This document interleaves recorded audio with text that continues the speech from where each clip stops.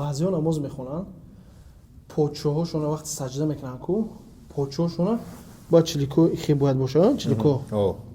тарафи қибла. ҳозир я бор да нишонте. Ина масалан, ина мехе бояд бошад. Саҷда мекунанд, ана мехе бояд бошад тарзи дресш правильно?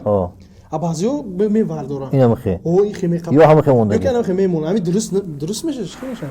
Агар дар ами саҷда вақте мекунад ку дар намози фарз. Бале. Агар мисол ҳами вақти саҷда рафт, поша бардошт, ҳами агар поша нагардона ҷошт агар намона, чихе туғри амахе ку, чилико сара тафиқи агар намона ҳамун саҷдаро амахели тамом кунам бихезае ҷош, намозш фосид мешад.